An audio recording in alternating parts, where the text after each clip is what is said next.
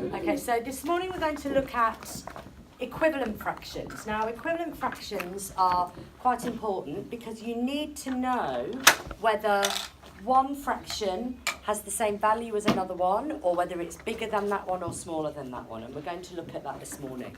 So, for instance, if I give Zach a $1 coin, and then I give Talon two 50-cent coins, and I give Ellie 5 20-cent coins, and I give Poppy 10 10-cent coins, and I give Shantae 20 5-cent coins, which she'll be annoyed at because they'll jangle around in her pocket a lot. They've all got $1, haven't they? They've all got 100 cents. So they all have exactly the same value of money, but they have it in a slightly different form, because one person will have 1 coin, some people will have 2 coins, 5 coins, 10 coins, or 20 coins, but they have the same value. The word equivalent comes from 2 Latin words, equi meaning the same, and valent meaning strength. So in this context, the same strength means the same value. It has the same, so it's got the same value to it. So what we're going to look at then is how we work out equivalent fractions. So we'll start off with a nice simple one, like a half. So draw yourself a half. I'm going to put a little cloud around my half like this.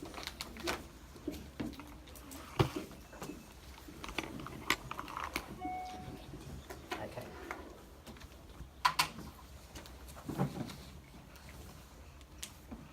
Now we looked in the last video at what the numerator and the denominator mean. Here, the numerator is 1 and the denominator is 2. That means there are 2 equal parts and one of them is selected, okay? So if imagine that you'd got a pizza and you cut it in half, there'd be 2 pieces, wouldn't there? They'd be equal sized. Say, for instance, though, when the pizza was delivered, it had been cut into 6 slices. There are 2 of you there to eat the pizza, and you need to have equal amounts of pizza, and you want to eat all of the pizza. So what will the top number of the fraction be, Ashi? 3, that's right. So 1/2, or 1 out of 2, is equivalent to 3 out of 6.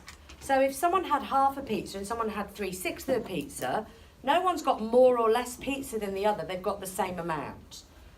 Can anyone give me another fraction that's equivalent to a half? 4/8. Well done, 4/8. Okay, another one. Caitlin. 2/4.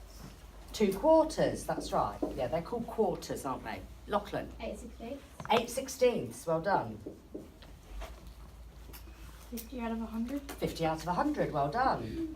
50 out of 100 is a useful one because that's what you get in your tests, isn't it? And you want to know if you've passed or not. 6 out of 8. 6 out of 12. 6 out of 12, that's right. 32 out of 46.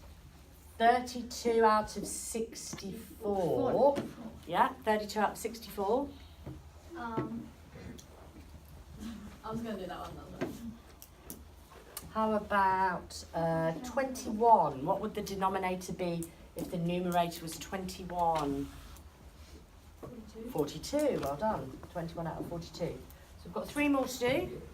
11 out of 22. Well done, 11 out of 22. 16 over 32. Well done, 16 over 32. And the last one, Cameron? 18 over 36. Oh, well done, 18 over 36. Okay. So if by some, it wouldn't be very good, obviously, but if you'd got a pizza and it had been put into 100 slices, they'd be pretty small, you'd have to eat 50 of them to eat the same amount if someone ate a half a pizza. If your pizza arrived and it had 8 slices, you'd need to eat 4 of them to eat the equivalent to a half. So is everyone happy? We all understand that all of those fractions are equivalent to a half. Right, let's try another one then. Let's have Bless you. 1/5.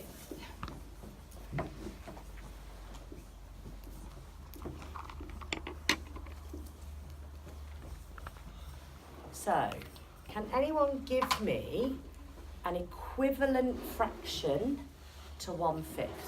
20 out of 100. 20 out of 100, well done. So can you tell me how you work that one out? 100 divided by 5. Okay, so you multiplied the 5 by 20 to get 100 and multiplied the 1 by 20 to get 20. Or you did it backwards, did you? You divided them. Yeah, okay. 2 over 10. 2 over 10. So 1/5 is 2/10 or 0.2. 5 over 25. Well done, 5 over 25. Multiplied the top and bottom both by 5. Yeah, any others? 15 over 3 over 15. 3 over 15. That's right, so you multiply the top and bottom both by 3. 6 and 30. Well done, 6 over 30. Good. Me. 4 over 20. 4 over 20, 4/20ths. That's right, and then the last one. 102 over 510. That's right, 102 over 510.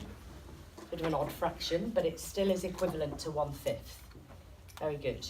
Okay, so we'll do one last one. Let's have 2/7. Now this is a bit trickier because what do a half and a fifth have in common?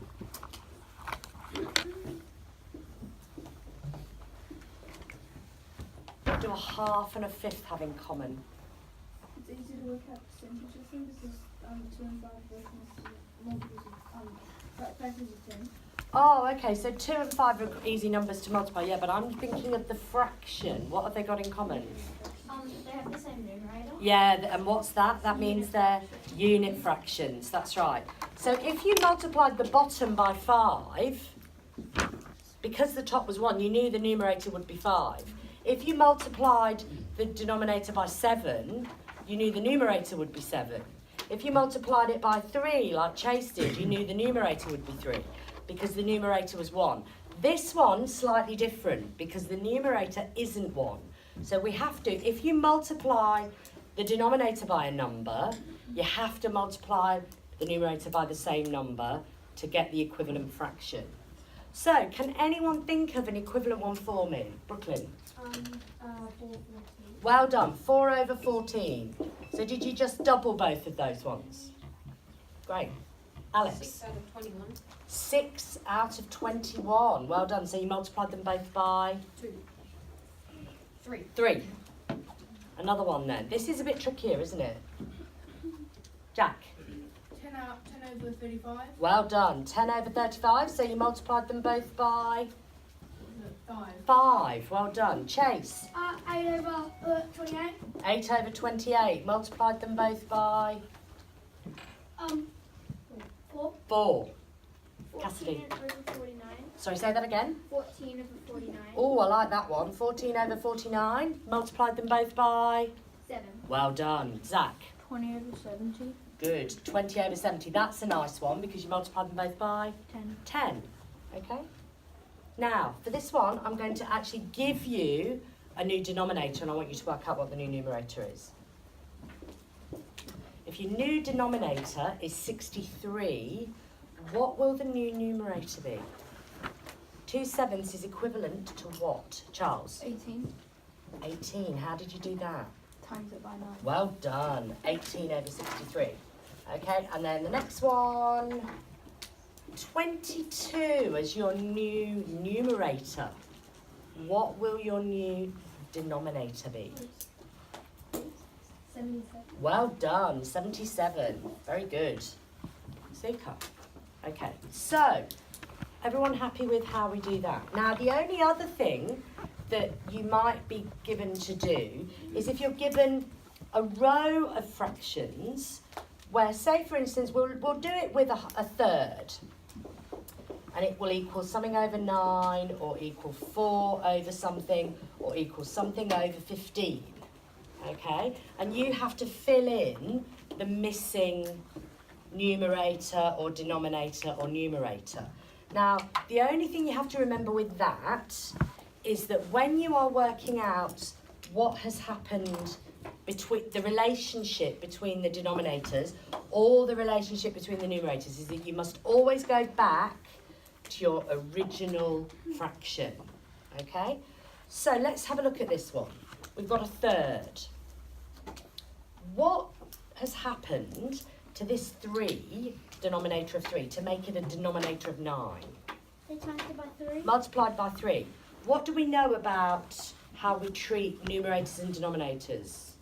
You have to times both of them together to Ah. get the equivalent value. Not quite. You're almost there. What do You you have have to... to times both the denominator and the numerator by the same number. Perfect. That's right. You have to make sure that if you multiply the numerator by something, you also multiply the denominator by something, or vice versa. You can't treat them differently. You have to treat them the same. So this one's been multiplied by 3. That means we also multiply this one by 3. So it goes to 3/9. Now then, we've got 3 and 4. But that's actually really tricky. Could you work out what has happened to the 3 to make it 4? Well, you could. It's been multiplied by 1 1/3. But you don't really want to multiply 9 by 1 1/3, do you? So you go back to a third. What's happened to the 1 to make it 4? Times by 4. Good. So we times the 3 by 4, which gives us 12. Okay? And here again, you could work out what's happened to the 12 to make it 15, but that's tricky. Go back to the 3 and see what's happened to make it 15. Times by 5. Well done. So we multiply the 1 by 5, gives us 5. There you go. Okay, can you stop there?